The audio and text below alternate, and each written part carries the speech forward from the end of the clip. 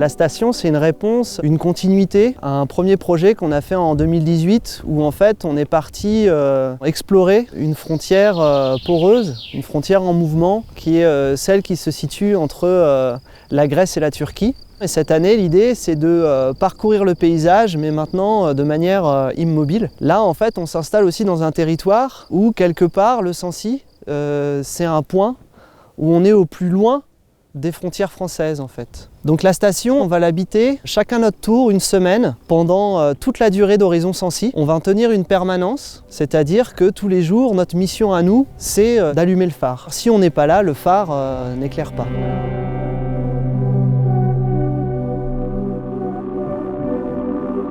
Le collectif est composé de 4 artistes qui ont chacun leur pratique respective. Moi, c'est ce qui m'intéresse ici, c'est les traces qu'on va laisser sur le dôme lui-même.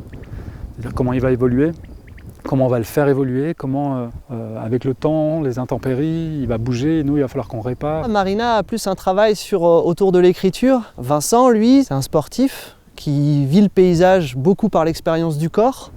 Donc je le vois très bien parcourir tout le périmètre. Et moi, personnellement, je vais faire un lien avec ce qui s'est passé il y a un an, avec les rencontres que j'ai pu avoir là-bas, et les réenvisager à travers mes compagnons et ce qu'ils vont pouvoir me laisser. Et surtout aussi, j'ai hâte de rencontrer les gens qui traversent l'espace.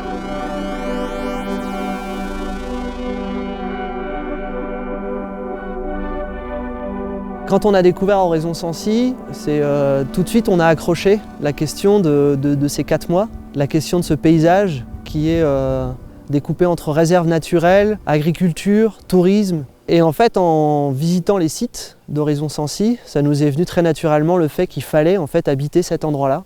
C'est ça aussi ce challenge qui est intéressant, parce qu'on construit un phare autonome en alimentation électrique. Donc c'est des questions technologiques assez fortes. On a utilisé donc plusieurs sortes de matériaux, notamment du bois pour le plancher et tout le soubassement de la structure. On a un peu galéré pour trouver la bonne toile, parce que c'est difficile de trouver des toiles qui sont à la fois étanches, anti-UV, enfin voilà, donc on a cherché pas mal de toiles différentes. Et en fait, on a commencé à construire le dôme aux ateliers, qui est une association d'ateliers d'artistes à Clermont-Ferrand, et commencé à recoller toutes les bandes de toiles. Après, on a redémonté, puis on est venu faire les finitions ici, en fait. La station, elle est vraiment pensée comme une œuvre qui va vivre à travers le temps, entièrement démontable et gardable. C'est vraiment comment trouver les moyens d'habiter un paysage par des matériaux ou des méthodes qui fait qu'au fur et à mesure du temps, il y a quelque chose qui s'imprime, des traces qui se laissent, des résistances qui s'opèrent. Déjà la station, physiquement, elle va porter tout le poids de ces 4 mois, par l'humidité qui va abîmer les choses d'une façon, le vent, mais aussi le soleil. Et nous aussi, on n'aura pas tous la même méthode pour réparer les choses. Et ça, on pourra le relire aussi dans notre travail. Et c'est ça qui nous intéresse. Comment le paysage marque, que ça soit de manière physique ou dans le travail de manière un peu plus immatérielle.